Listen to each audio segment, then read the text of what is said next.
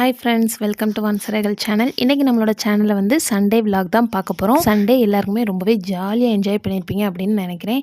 எனக்குமே சண்டே வந்து ரொம்பவே சூப்பராக போயிருந்துச்சு. ஸோ இன்றைக்கி வந்து நான் மீன் தான் வந்து சமைக்கணும்னு பிளான் பண்ணியிருந்தேன். ஸோ மார்னிங் எந்திரிச்ச உடனே போய் மீன் வாங்கிட்டு வர சொல்லிட்டேன். ஸோ 5 கிலோ பாறை மீன் தான் வாங்கிட்டு வந்திருந்தாங்க. வாங்கிட்டு வரவும் எனக்கு வந்து அசிகா தான் நல்லா க்ளீன் பண்ணி கொடுத்தாங்க. எப்பவும் போல் க்ளீன் பண்ணி கொடுத்தோன்னே நான் மீன் வாங்க போனோன்னே என்ன பண்ணுவேன்னா, நான் வந்து புளி எல்லாமே ஊற வச்சு வெங்காயம் எல்லாமே உரிக்க ஆரம்பிச்சிருவேன். ஏன்னா வந்தவுடனே டக்குன்னு நம்மளுக்கு அந்த மசாலாவில் அந்த மீனெல்லாம் ஊற வச்சு நம்ம வைக்கணும். ஏற்கனவே நான் வந்து மீன் குழம்பு எப்படி வைக்கிறேன்னு வீடியோ போட்டிருக்கேன். சப்போஸ் நீங்கள் பார்க்காதவங்க நான் வந்து டிஸ்கிரிப்ஷனில் லிங்க் கொடுக்குறேன். தேவைப்படுறவங்க போய் செக் பண்ணி பார்த்துக்கோங்க. நெக்ஸ்ட்டு பார்த்தீங்கன்னா, இன்றைக்கி ஒரு முக்கியமான விஷயத்தை உங்களோட ஷேர் பண்ணணுன்னு இருக்கேன். என்னென்னா, சண்டே வந்துட்டாலே லஞ்சுக்கு வந்து வெளியில் ஹோட்டலுக்கு போய் சாப்பிட்லாம், அப்படி இல்லைனா டின்னர் வந்து ஹோட்டலில் எடுத்துக்கலாம் அப்படின்னு சொல்லிட்டு நிறைய பேர் வந்து மைண்டில் வந்து செட் பண்ணி வச்சுருக்காங்க. குழந்தைங்கள்லேருந்து எல்லாருமே அப்படி தான் இருக்காங்க. அம்மா இன்றைக்கி சண்டே தானே, வாங்கம்மா இன்றைக்கி வந்து நம்ம வெளியில் போய் ஹோட்டலில் சாப்பிட்டு வரலாம் அப்படின்னு சொல்லிட்டு. ஸோ அதை வந்து அவாய்ட் பண்ணுறது ரொம்ப ரொம்ப நல்லது. ஏன் அப்படின்னா, நம்மளுக்கு என்ன சாப்பிடணும்னு தோணுதோ அதை வந்து நீங்கள் நிறைய யூடியூப் சேனலில் நிறைய வீடியோஸ் வந்து நல்ல நல்ல யூடியூபர்லாம் இருக்காங்க.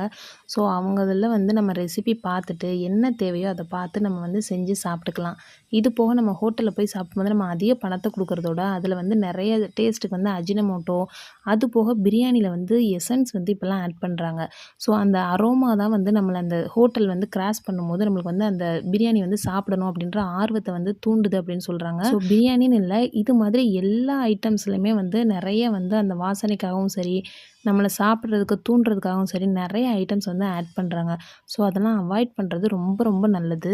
அப்படிலாம் இல்லை, நாங்கள்லாம் ஹோட்டலில் தான் எப்போவுமே சாப்பிட்றோம், எங்களுக்குலாம் எதுவுமே வரல அப்படின்னு சொல்கிறவங்கள வந்து நம்ம ஒன்றுமே பண்ண முடியாது. ஏன்னா சில பேர் அப்படியும் இருக்காங்க.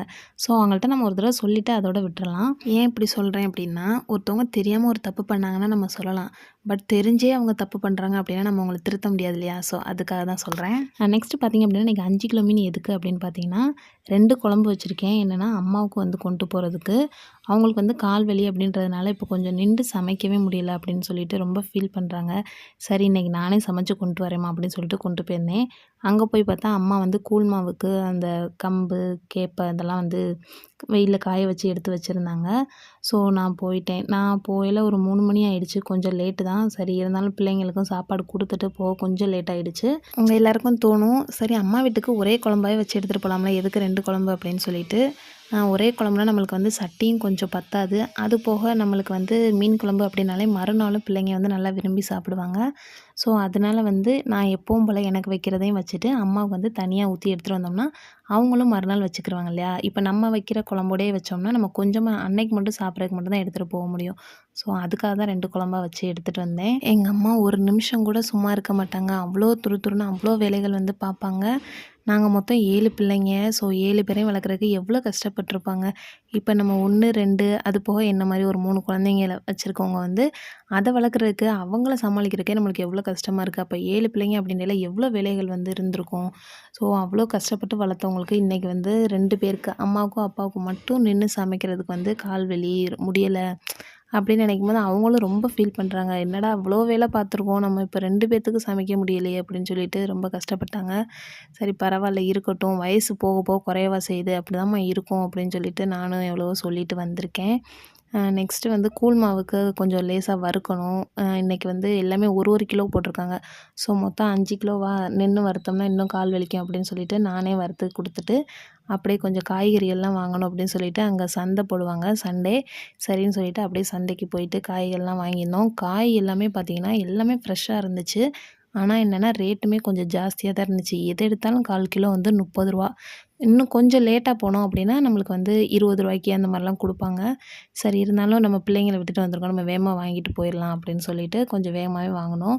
அப்படியே தேங்காய் பூவும் ரொம்ப பிடிக்கும் அப்படின்னு சொல்லிட்டு பிள்ளைங்களுக்கு ஒரு தேங்காய் பூவும் வாங்கியிருந்தோம். இப்போ கொஞ்ச நாளாகவே வந்து சந்தையில் வந்து வாங்குறத விட்டுருந்தேன். ஏன்னா நம்ம சந்தைக்கு போனோம்னா காய்களை ஃபுல்லும் பார்க்கும்போது ஒரு ஆசை வந்துடுது. சரி இதை வச்சிடலாம் அதை வச்சிடலாம் அப்படின்னு சொல்லிட்டு நிறைய காய்கள் வந்து வாங்கிட்டு வந்து சிலது வந்து ரொம்பவே வேஸ்ட்டாக போயிடுது. அது போக நம்மளுக்கு அந்த வாரம் ஃபுல்லாக லாஸ்ட் வரைக்கும் வச்சு சாப்பிட்றதா அப்படின்னு சொல்லிட்டு கொஞ்சம் வாடலானாலும் வேணாம் அப்படின்னு தோணிடுது. ஸோ அதுக்காகவே சந்தையில் காய் வாங்குறத நிப்பாட்டி வச்சுருந்தேன். நிறுத்திட்டு அன்னன்னைக்கு நம்ம டெய்லி என்ன தேவையோ ₹100 சரி ₹150 சரி அப்படியே நம்ம வாங்கி சமைச்சுக்கலாம். கொஞ்சம் காசு ஆனா கூட போகும். பட் இருந்தாலும் பரவாயில்ல அப்படின்னு சொல்லிட்டு நினச்சிருந்தேன். அதுக்கப்புறம் தான் சரி கீரை இதுகள்லாம் வந்து நம்ம சந்தையில் வாங்கும்போது ரொம்பவே ஃப்ரெஷ்ஷாக இருக்குது. சந்தையில் வாங்கக்கூடிய காய்கள். நம்ம கடைகளில் விற்கிறது வந்து எப்படினாலும் அது ஸ்டாக் கொஞ்சம் வச்சு தான் வந்து கடைகளுக்கு வருது. ஸோ இது வந்து நேரா அவங்க தோட்டத்துலேருந்து கொண்டு வரனால நம்ம ஒரு 3 நாளைக்கு வச்சு சமைச்சுக்கலாம் அப்படின்ற மைண்ட் செட்டப் வந்து இப்போ வந்துட்டேன். ஸோ அதனால வந்து வாங்கிட்டு வந்துட்டேன். ஆனால் திடீர்னு என்ன தோணும்னா, ஐயையோ! ஃப்ரிட்ஜில் வச்சுலாம் சாப்பிடக்கூடாது. நம்ம டெய்லி கடையிலே வாங்கிக்கலாம் அப்படின்னும் மாறும். இந்த மனசு இருக்கே இப்படியும் மாறும், அப்படியும் மாறும். என்னைய மாரி யாரெல்லாம் இருக்கீங்க அப்படின்னு மறக்காம கமெண்ட் பண்ணுங்கள். எத்தனை பேர் என்ன மாரி இருக்கீங்க அப்படின்னு தெரிஞ்சுக்கிறேன். ஸோ சந்தையில் காய் வாங்கிட்டு இருக்கையிலே அப்பா வந்து ஃபோன் பண்ணிட்டாங்க. ரைஸ் மில்லில் வந்து கூழ் மாவு அரைச்சிட்டேன் வந்து வாங்கிட்டு போனேன்னா காலையில் பிள்ளைங்களுக்கு கூழ் கிண்டி கொடுத்துக்குருவேல அப்படின்னு சொல்லிட்டு சரி சொல்லிட்டாங்களே அப்படின்னு சொல்லிட்டு போய் வாங்கினேன். அப்போ அந்த கடைக்கார அண்ணனே கையில் அள்ளி கவரில் போட்டு கொடுத்தாங்க. அப்பா கிட்ட சரி எடுத்துக்கிட்டேன்ப்பா போதும் கிளம்பவா அப்படின்னு சொல்லி கேட்டேன். இது எப்படி பத்தும் இன்னும் கொஞ்சம் வாங்கிட்டு போ பிள்ளைங்களுக்கு வச்சு நல்லா நிறையா காய்ச்சி கொடு. டெய்லி காலையில் கூழே கிண்டி கொடு பிள்ளைங்களுக்கு சாப்பாடு தோசை இட்லிலாம் கொடுக்காத அப்படின்னு சொல்லிட்டு இன்னும் போடுப்பா அப்படின்னு சொல்லிட்டு இன்னுமே மாவு வந்து அள்ளி கொடுத்து விட்டாங்க. ஸோ இந்த மாதிரி நம்மளுக்கு வந்து அம்மா அப்பா இருக்க வரையும் தான் பார்த்து பார்த்து கொடுப்பாங்க. எத்தனை பேர் நம்ம கூட பிறந்திருந்தாலும் சரி எவ்வளோ சொந்த பந்தம் நம்மளை சுற்றி இருந்தாலும் சரி அம்மா அப்பா இருக்கிற வரை மட்டும்தான் நம்மளுக்கு எல்லா செல்லமும் என்ன கொடுத்து விட்றது எல்லாமே. அதனால் வந்து இன்றைக்கி சென்டிமெண்ட்டாக ரொம்பவே கவலையாயிடுச்சு. மனசு திருப்தியாக இருந்துச்சு. ஆனால் நம்ம வந்து குழம்பு வச்சு கொண்டு போய் கொடுத்துருக்கோம் அப்படின்னு சொல்லிட்டு சந்தோஷமாக இருந்துச்சு. இருந்தாலும் கால் வலி இப்படி இருக்கே அவங்களுக்கு பக்கத்தில் இருந்து பார்த்துக்க முடியல அப்படின்ற ஒரு கவலை இருக்குது. ஸோ அப்படியே சரின்ட்டு எல்லாமே முடிச்சுட்டு அப்படியே கிளம்புனோம். இந்த கால் வலிக்கு எடுக்கிற ட்ரீட்மெண்ட் எப்படி இருக்குது அப்படின்னா போனோடனே நல்லா குறையுது. அதுக்கப்புறம் திருப்பி ஒரு வாரம் போனதுக்கப்புறம் திரும்ப மறுபடியும் அதே பெயின் தான் இருக்குது அப்படின்னு அம்மா சொல்கிறாங்க. ஸோ எத்தனையோ இடத்துக்கு போயிட்டோம். நாங்களும் போய் நிறைய தைலங்கள் வாங்கி தேய்ச்சிட்டோம். அது போக உப்பு ஒத்தரம் எல்லாமே கொடுத்து பார்த்துட்டோம். ஆனால் ஃபுல்லாக வந்து க்யூர் ஆகவே மாட்டேங்குது. சரி எப்படி அமையுதுன்னு பார்க்கலாம்.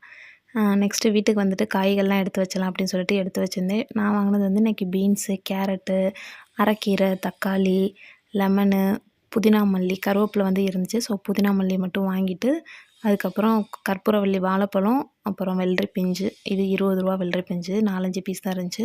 அதுக்கப்புறம் பார்த்திங்கன்னா இந்த முருங்கைக்காய் வந்து செம்ம பெருசு, நல்ல பெருசாக லாஸ்ட்டாக நாங்கள் காயெல்லாம் வாங்கி முடிச்சுட்டு இங்கிட்டு வந்துட்டோம். வரும்போது ஒரு பையன் வந்து அங்கனக்குள்ளே பைக்லேயே வச்சு வந்து விற்றுக்கிட்டு இருந்தாங்க. பெரிய காயாக இருந்துச்சு. ஒரு காய் வந்து ₹10 வாங்கினேன். ஒரு காயே போதும் நம்மளுக்கு வந்து சட்டி நிறைஞ்சிரும் அந்தளவுக்கு இருந்துச்சு. காய்கறிகள் பார்த்திங்கன்னா நான் வந்து கொஞ்சமாக தான் வாங்கியிருந்தேன். ஏன்னா நம்மளுக்கு வந்து மண்டே மீன் குழம்பு இருக்குது. அது போக ஃப்ரை பண்ணுறதுக்கு மீனில் வந்து மசாலா வேறு தடவி நம்ம ஃப்ரிட்ஜில் வச்சுருக்கோம். ஸோ அதனால் காய்கள் வந்து கொஞ்சமாக தான் வாங்கிட்டு வந்திருந்தேன். அப்புறம் வாங்கிட்டு வந்திருந்த அந்த பூவையும் வந்து எடுத்து கழுவிட்டு பிள்ளைங்க வந்து கட் பண்ணி சாப்பிட ஆரம்பிச்சிட்டாங்க. ஸோ இந்த வீடியோ உங்களுக்கு ரொம்பவே பிடிச்சிருக்கும் அப்படின்னு நம்புகிறேன். பிடிச்சிருந்தா லைக் பண்ணுங்கள், ஷேர் பண்ணுங்கள். இப்போ தான் நம்மளோட வான்சர்கள் சேனலை ஃபஸ்ட் டைம் பார்க்குறீங்க அப்படின்னா மறக்காமல் சப்ஸ்கிரைப் பண்ணி வச்சுக்கோங்க. அப்புறம் ஒரு முக்கியமான விஷயம், நிறைய சேனல்ஸில் வந்து இப்போ கிவ் அவே அனௌன்ஸ் பண்ணி நிறைய வந்து அவங்களோட சப்ஸ்கிரைபர்ஸ்க்கு வந்து கிஃப்ட் கொடுக்குறாங்க. ஸோ எனக்கு ரொம்பவே ஆசையாக இருக்குது நம்மளோட சப்ஸ்கிரைபர்ஸ்க்கும் வந்து கிஃப்ட் கொடுக்கணும் அப்படின்னு சொல்லிட்டு. ஸோ உங்களுக்கும் பிடிச்சிருக்கு அப்படின்னா கமெண்ட்டில் வந்து கிவ் அவே ஸ்டார்ட் பண்ணுங்கள் அப்படின்னு சொல்லிட்டு எனக்கு ஒரு கமெண்ட் மட்டும் பண்ணுங்கள். எத்தனை பேருக்கு இன்ட்ரெஸ்ட் இருக்குது அப்படின்னு சொல்லி பார்த்துட்டு நெக்ஸ்ட் வீடியோவில் நான் கண்டிப்பாக கிவ் அவே வந்து அனௌன்ஸ் பண்ணுறேன். நீங்கள் ஷார்ட்டாக ஸ்டார்ட் அப்படின்னு சொல்லிட்டு கூட நீங்கள் கமெண்ட் பண்ணலாம். பட் இன்னொருத்தவங்க பண்ண கமெண்ட்டுக்கு நீங்கள் லைக் பண்ணக்கூடாது. நீங்களே ஓனாக வந்து கமெண்ட் பண்ணியிருக்கணும். ஸோ இந்த வீடியோவை இதோட முடிச்சுக்கிறேன். நெக்ஸ்ட் வீடியோ கிவ் அவே அனௌன்ஸ்மெண்ட்டோட உங்கள் எல்லாரையும் வந்து மீட் பண்ணுறேன். தேங்க்ஸ் ஃபார் வாட்சிங்.